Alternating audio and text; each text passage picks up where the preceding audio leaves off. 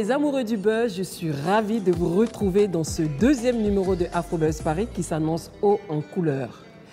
Paris Lumière n'arrête pas de nous éblouir, mais l'on vous réserve de l'amour, de la magie et surtout de belles surprises. C'est maintenant dans AfroBuzz Paris.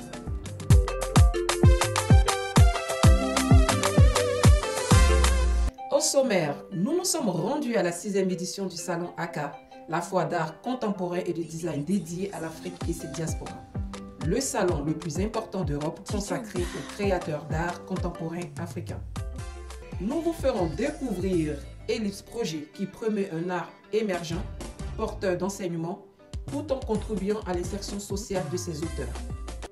L'art se sublime quand la main, la tête et le cœur travaillent ensemble. Notre belle surprise, c'est le grand retour du Carnaval de Dakar, qui met à l'honneur les contes et légendes du Sénégal et d'ailleurs. Un véritable moment de partage, de transmission et de célébration culturelle.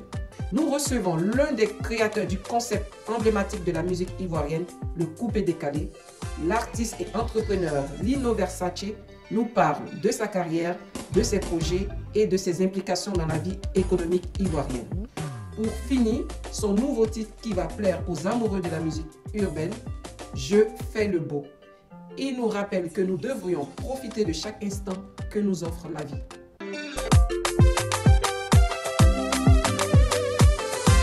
Nous nous sommes rendus à la 6e édition du Salon ACA, la foire d'art contemporain et de design dédiée à l'Afrique et ses diasporas. Le salon le plus important d'Europe consacré aux créateurs d'art contemporain africains. Parmi les invités, il y avait la directrice de la galerie Seka, Carole Onambele, et l'un des artistes qu'elle exposait, Justin Mbanda. Nous vous ferons découvrir Ellipse Projet qui promeut un art émergent, porteur d'enseignement, tout en contribuant à l'insertion sociale de ses auteurs. Suite à un concours organisé au Sénégal, Ellipse Projet a permis aux membres de l'atelier Indoket, lauréats de ce concours, de pouvoir exposer leur travail pour la première fois dans un salon international. Les responsables d'Ellipse, Laura Pika et sa présidente, Victoria Jonas, la directrice, étaient aussi présentes. Vous découvrirez les créations exposées par les lauréats de l'atelier Indoket, Ibrahima Ndom, Suleiman Bachir et Safi Nyang. L'art se sublime quand la main, la tête et le cœur travaillent ensemble. Marché d'art contemporain africain, dit africain, j'aime pas trop cette expression parce que les artistes sont évidemment d'origine africaine ou sont basés en Afrique, mais ils sont connectés avec le monde et sont influencés et c'est tout simplement des artistes qui rentrent dans la scène de l'art contemporain, je dirais international. Je suis Carole Onambele Vaneski, fondatrice et directrice de la galerie Carole Vaneski, basée à Paris dans le 17e. Les artistes que j'ai à la galerie sont le résultat, en fait, c'est le résultat de rencontres avec ces artistes. Je n'ai pas décidé de représenter que des artistes subsahariens. D'ailleurs, je compte bien aussi travailler, collaborer avec d'autres artistes du continent, voilà, et de la diaspora. Le marché se développe en Afrique, mais pas assez. Il y a beaucoup de choses qui se passent sur le continent. C'est un continent très dynamique sur le plan international. On voit bien qu'il y a des foires qui naissent un peu partout. Par exemple, on a la foire 154 à Marrakech. On a la foire Investec Cape Town en Afrique du Sud. On a la foire de Djobo, on a Artex Lagos. Il y a des choses qui se passent un peu partout. Il y a aussi des galeries qui ouvrent, de plus en plus de galeries. Donc oui, il y a un dynamisme qui fait que le marché se développe et qu'on a aussi de plus en plus de collectionneurs africains qui s'intéressent aux artistes du continent. Mais il faut que ça se développe encore, c'est encore un peu timide. Je suis l'artiste plasticien camerounais, Justin Mbanda, qui réside en France actuellement. Actuellement, nous sommes à ACA, qui est une foire internationale dédiée aux artistes africains, au carreau du Temple à Paris. Et Je suis représenté par la galerie Karol Kovaneski qui présente mon travail. Et le travail que je fais, qui est présenté aujourd'hui, c'est un travail de peinture qui s'intéresse à la mémoire collective. Et la mémoire collective qui s'affranchit des limites géographiques, des limites de race et qui questionne l'humanité tout entière. Et je m'appuie sur le wax parce que pour moi le wax je l'utilise comme la métaphore de la colonisation. Et dans ce processus, j'essaie de déconstruire d'une certaine façon une écriture esthétique existante à une écriture esthétique qui semblait être effacée et oubliée. Donc, je vous présente le collectif Ndoket, dont le lauréat du prix Ellipse est Ibrahima Ndomé, qui est ici, et qui est accompagné de Safi Nyang et Souleymane Bachir Dio. Ils ont chacun une spécialité, ils sont artistes multidisciplinaires, Souleymane est photographe, Ibrahima est styliste et aussi mannequin dans ses photos, enfin personnage, et Safi est également mannequin et artiste peintre. Bonjour, Laura Picard, présidente du fonds de dotation Ellipse Art Project. C'est donc un fonds qui a été créé à l'initiative de l'entreprise mécène Ellipse Projects, qui réalise et construit des infrastructures clés en main en Afrique et en Asie. Depuis un petit peu plus d'1 an, avec Victoria, on s'est décidé à créer un fonds de dotation. Donc on a créé ce fonds, comme a dit Laura, fin 2020, en décembre 2020, début 2021. On a voulu en fait lancer un prix à travers ce fonds qui va se concentrer sur la création émergente d'un pays en particulier, en lien avec les activités de l'entreprise mécène. Donc comme l'entreprise mécène a livré 4 hôpitaux au Sénégal en début d'année, on a décidé de focus la première édition du prix Ellipse sur les artistes émergents africains résidant au Sénégal. On a dû essayer de s'appuyer sur des partenaires pour nous aider à démarrer, même en allant sur place, qu'on allait au Sénégal en début d'année, pour rencontrer des directeurs, des personnes qui ont des structures culturelles locales. On a été aussi épaulé par pas mal de partenaires comme l'Institut français de Dakar, Warart, qui est un média qui promeut la création locale, artistique. Également la ACA où nous sommes aujourd'hui et la Cité internationale des arts. On a lancé un appel à candidature en avril-mai 2021 où on a reçu une 60aine de candidatures. Et on avait aussi des membres du jury, des spécialistes de la scène sénégalaise artistique et aussi française, qui nous ont aidés justement dans les 2 phases de sélection du prix, puisqu'en fait il y en a une première, on a présélectionné 5 artistes et ensuite une seconde où ils ont dû défendre leurs projets pour lesquels le lauréat en fait allait bénéficier d'une résidence et d'une expo, une résidence dans laquelle il devait faire un projet de recherche qui serait exposé ici à la ACA. Ibrahima a été sélectionné comme lauréat du prix en tant que représentant d'un collectif qui s'appelle l'Atelier Ndoket. Du collectif Atelier Ndoket, j'habite à Dakar, on est aussi ici à la foire ACA pour présenter notre travail intitulé Le futur présent, qu'on a commencé à travailler à Dakar en 2019. Et aussi on est en résidence à la Cité internationale des arts pour continuer le travail qu'on avait déjà commencé et aussi développer et pousser nos recherches par rapport à nos pratiques, s'intéresser à la matière et aux tissus. Bonjour, Souleymane Bachir Dio, artiste photographe sénégalais, membre d'Atelier Ndoket. Donc, je fais partie du collectif donc, depuis 2019. Après le premier projet, le premier travail sur lequel on a été ensemble, qui s'intitule Ndoket Session, dans lequel on a exploré des objets vestimentaires, des accessoires, notre quotidien, on va dire, qu'on a regardé, qu'on a réinterprété et qu'on a aussi remis dans les lieux qui nous ont inspirés. J'ai rencontré Ibrahima lors d'une randonnée photo en 2016 où j'ai pris une photo de lui, je m'en rappelle, que je lui ai envoyée un peu tardivement. Et on s'est revus quelques fois après durant ce séjour. Et après, on est resté en contact, on discute souvent, on partage souvent le travail qu'on fait sur nos différents projets. Et quelques temps après, j'ai rencontré Safi Nyang. Il m'a présenté à Safi Nyang et depuis on a continué le partage d'expériences, le partage, les conversations en rapport avec nos écosystèmes socio-culturelle.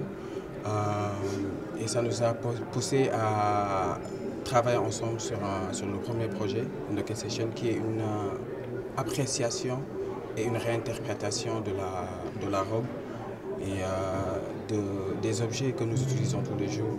On va dire que c'est un peu grâce à Suleiman que tous les deux on s'est rencontrés et depuis on s'est trouvé beaucoup de similitudes ou similarités. Bien que moi je sois de la Guinée, c'est pas le même pays mais tellement de choses se ressemblent et on le voit au quotidien et c'est comme une façon de parler le même langage sans forcément utiliser des mots. Donc c'est beaucoup de choses qu'on ressent et qu'on laisse paraître sur les photos par rapport à notre travail et c'est pour ça qu'on se concentre sur vraiment tout mettre dans la photo et la charger d'émotions pour que rien qu'en regardant sans forcément qu'on vous explique quoi que ce soit, vous arrivez à ressentir quelque chose. En tout cas, c'est ce qu'on aimerait qu'il se produise ici.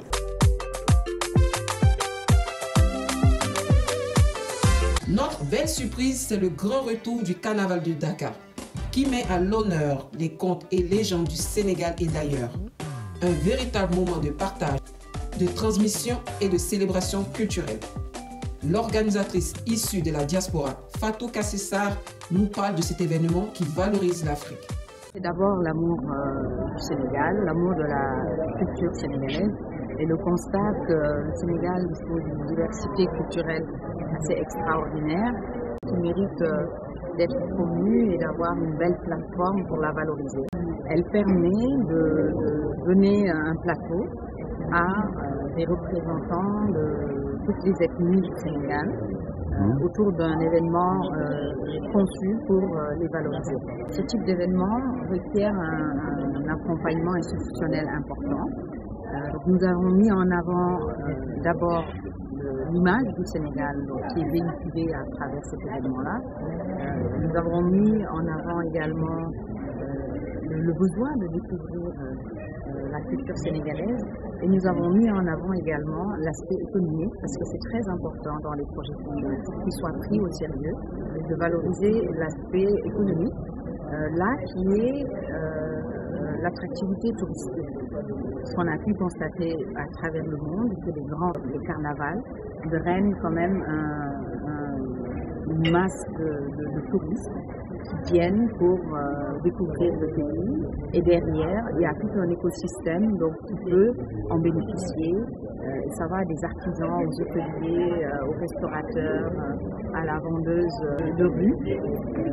Donc c'est ça qui a pu convaincre nos partenaires et le fait également de valoriser les collectivités territoriales et des troupes qui sont venues en région étaient également heureux de pouvoir participer à cet événement-là. Donc globalement, oui, nous en sommes bien satisfaits, d'autant plus que nous avons à cette occasion ouvert la voie aux pays invités. C'était le Canada qui a préparé une prestation entre un conteur sénégalais et une conteuse canadienne, ce qui est dans la droite ligne des liens d'amitié que nous essayons également de promouvoir parce que c'est un événement d'abord festif, c'est un événement où on apprend des choses et le besoin est aussi touristique global et aussi dans la recherche d'authenticité et là c'est ce que nous essayons de promouvoir, la culture des terroirs qui se produisent durant ces 3 jours de carnaval et ça intéresse les touristes. Nous avons eu des partenariats d'abord avec TV5 Monde, avec la RTS, la chaîne nationale, et également avec le groupe Immédiat. Nous avons eu une belle presse locale aussi qui était intéressée par la nouveauté du concept, et bien sûr une presse internationale qui était très présente, France TV Afrique, Al Jazeera, BBC, TV5, Radio Chine, etc. Donc on a eu une vraiment belle couverture médiatique pour un si jeune événement. Le dernier week-end du mois de novembre 2022 aura lieu la 3e édition sous le thème des femmes d'ici et d'ailleurs. Et la culture que nous voulons mettre en avant cette fois, c'est la culture Halpulaar. Nous recevons l'un des créateurs du concept emblématique de la musique ivoirienne, le coupé-décalé, l'artiste et entrepreneur Lino Versace, nous parle de sa carrière, de ses projets et de ses implications dans la vie économique ivoirienne. Salut à tous, salut à toutes. Mon nom à l'état civil, Yoro Alain Désiré, alias Céline Versace. Je suis un artiste, auteur, compositeur, interprète de nationalité africaine et d'origine ivoirienne. Membre fondateur de la Jet Set et cofondateur du mouvement musical né à Paris, le Coupé Décalé. Le Coupé Décalé se porte très bien. Aujourd'hui, nous avons une nouvelle génération qui arrive à promouvoir ce genre musical à travers des concerts qui font partout dans le monde entier. C'est une fierté pour nous. Et la plupart des membres de la Jet Set vaquent aujourd'hui à leur occupation. Certains, je dirais, qui sont des chefs d'entreprise, moi qui continue encore la musique avec Molar Aboumidal, Borosangui qui est dans une entreprise dont il a créé son entreprise qui fait le nettoyage, Serge de Fallé, la Zezas, Kouani Chanteur, Roméo Bébékia, Bidel Patassé, Ibro Arfouche, pour ne citer que cela, Abou Debamba, Solo Béton, tous ces mecs-là, ils vont super bien. Voilà. Et avec Borosangui, on n'a jamais eu de séparation, c'était une initiative que nous deux, en tout cas, on avait décidé de faire parce qu'à un moment donné, il était important de défendre le Coupé Décalé et lui, il n'avait plus en tout cas envie de continuer la musique. Et on a décidé comme ça que voilà, je continue tout seul. Quoi, voilà. Mais bien évidemment, je pense qu'on en discute, on réfléchit, on en parle souvent. Je pense que ça sera un moment, je dirais, dantesque qui va nous permettre en tout cas de nous souvenir de ces beaux moments qu'on a pu avoir ensemble. Donc revenir faire une collaboration musicale, pourquoi pas, ça serait très intéressant. Mais le Coupé Décalé, déjà, je dirais que c'est un genre musical aujourd'hui qui a eu de l'impact socialement, économiquement et culturellement. Et le Coupé Décalé a permis de faire la promotion de la Côte d'Ivoire à travers ses ambassadeurs, des artistes qui ont fait des tournées partout dans le monde entier. Donc je pense que l'héritage réel, c'est l'éducation, parce qu'à travers la musique, on éduque. À travers la musique, on sensibilise et à travers la musique aussi, on peut conscientiser. Et je pense que c'est un héritage très important que nous devions préserver. Mais au-delà du côté éducatif, je pense qu'il y a aussi le côté économique aujourd'hui qui crée les emplois, des concerts qui sont organisés ou des artistes Coupé Décalé qui participent à des concerts. À travers ces concerts, on a des agents de sécurité qui travaillent, on a des hôtesses qui travaillent, on a des ingénieurs de son. Donc je pense que le Coupé Décalé, c'est un héritage vraiment que nous devons préserver. Et notamment parlons maintenant de culture qui permet à travers nos chansons, à travers les différentes prestations de faire la promotion de la culture ivoirienne. L'histoire de mon amour pour la musique, c'est depuis mon enfance. Je pense que la musique est un vecteur de message. La musique brise les barrières, les frontières. La musique ne connaît pas d'ethnie, ne connaît pas de religion et de couleur de peau. Et moi, la musique, c'est ancré en moi. J'ai été consommateur, mélomane. Aujourd'hui, je suis acteur de la musique. C'est un plaisir pour moi. La musique et moi, c'est une histoire d'amour qui ne va jamais s'arrêter. Je n'ai pas choisi la musique s'est imposée à moi. Étant membre, comme je le disais tantôt, du Coupé Décalé, il fallait un temps que je puisse en tout cas m'imprégner et comprendre un peu comment la musique fonctionnait. Et c'est au fil des temps, au fil des années que j'ai fini vraiment à comprendre. Donc voilà, la musique m'apporte énormément. Ça m'a permis de rencontrer des autorités, des personnalités, de voyager. Et je ne pense pas que la musique, je vais arrêter, pas maintenant. Ma motivation, c'est qu'à travers ma musique, j'arrive à impacter socialement, positivement. À travers ma musique, j'arrive à créer une certaine émotion qui permet à certaines personnes, en tout cas, de se sentir bien. Et donc, je pense que c'est une motivation pour moi de savoir que le bonheur des autres, en fait, devient automatiquement mon bonheur. Et c'est un plaisir absolu que je prends.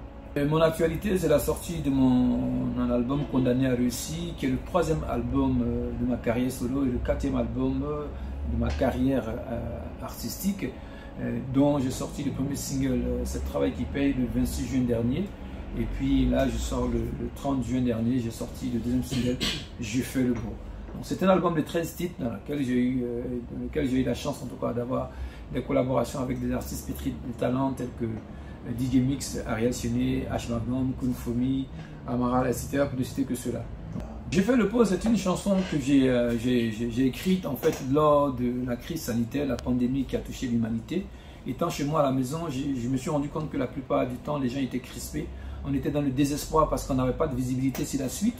Et en fait, je me suis dit qu'il fallait quand même apporter ma pierre à l'édifice. Et vu que je suis artiste, et j'ai commencé à gratter, écrire quelque chose, j'ai dit bon, je fais le beau. Je pense que c'est un thème qui peut permettre à des gens de bouger, de déstresser, tout ça. Donc, voilà un peu l'histoire de cette chanson Je fais le beau. Oui, c'est un message de joie. C'est un message de joie, un message d'ambiance, de bonne humeur. Hein. C'est ça, hein, voilà. Je fais le beau, ça a tout son sens. Bien évidemment, sur la réédition de l'album, j'ai des collaborations avec certains artistes d'Afrique centrale, donc je pense que je vais être pour l'instant, les gens vont découvrir. J'ai aussi d'autres projets. Bien évidemment, c'est dans l'entrepreneuriat. Aujourd'hui, j'ai eu la chance, par le biais d'un ami à moi qui se nomme Bila Tidiane, nous avons sollicité la ACA, la Haute Autorité de Communication et de l'Audiovisuel de la Côte d'Ivoire, pour demander en tout cas une fréquence de radio. Donc on a postulé comme tout le monde, on a eu la chance, l'État de Côte d'Ivoire nous a fait confiance, ils nous ont octroyé cette fréquence qui est la 87.7. Donc du coup nous avons une radio qui s'appelle One Radio, donc c'est une radio vraiment qui va défendre les intérêts de la culture ivoirienne et africaine, et notamment avoir des accords avec des partenaires à l'étranger, tout ça. Donc ça fait partie de l'un de mes projets. Et à côté de cela, je suis aussi technicien de la fibre optique. Donc j'ai eu mon entreprise Asia Ingénierie Informatique. Nous sommes spécialisés dans tout ce qui est fibre optique, installation des caméras, des sécurités, voilà un peu ce que je fais, quoi. Après il y a d'autres activités dont je préfère ne pas en parler pour l'instant. Un mot de fin, déjà je voulais à travers en tout cas ce message remercier ici Vox Africa, toute l'équipe, hein, pour cette visibilité qu'ils me donnent. En tout cas, merci pour cette considération, merci pour cette confiance, et j'espère que vous avez apprécié. Et puis je remercie tous les fans de Lino Versace, tous les fans du Coupé Décalé, tous ceux qui se battent en tout cas au quotidien pour promouvoir la culture africaine et notamment la culture ivoirienne. Je vous remercie, et puis continuez à nous faire des remarques surtout qui sont constructives, parce que vous savez, j'ai pour habitude de dire que tous les jeunes étaient vieux, mais tous les vieux ne sont pas forcément jeunes. Lino Versace, on est ensemble parce qu'on se ressemble, et dans l'ensemble, on reste ensemble. Ciao.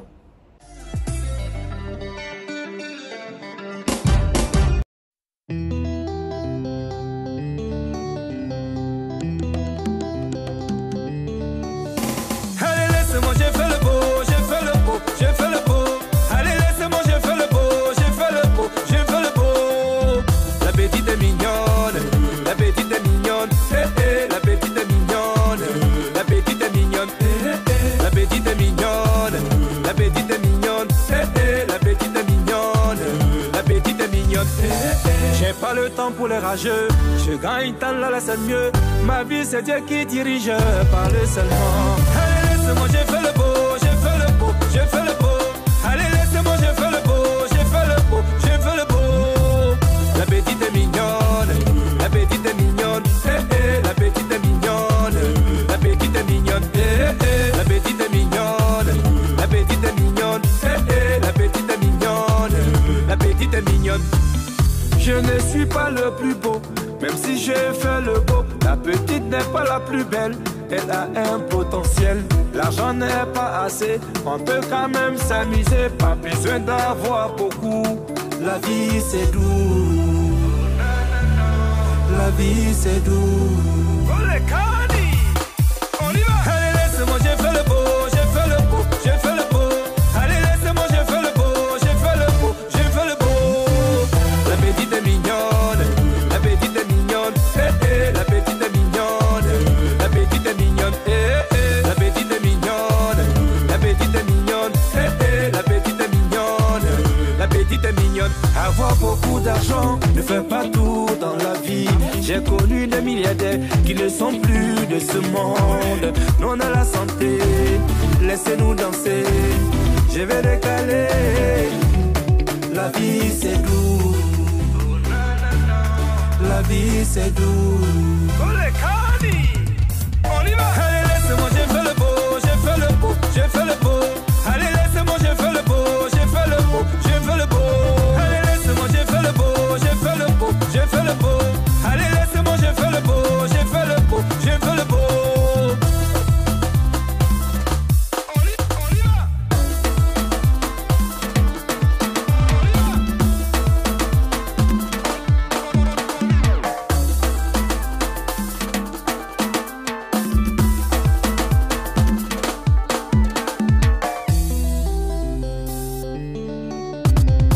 Je vais décaler, la vie c'est doux, la vie c'est doux. Allez, laisse-moi, j'ai fait le beau, j'ai fait le beau.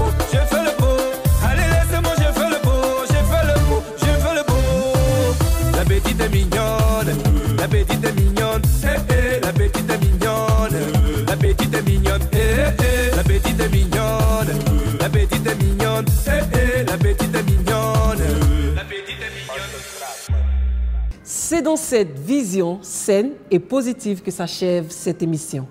Nous vous souhaitons de joyeuses fêtes de fin d'année. À l'année prochaine.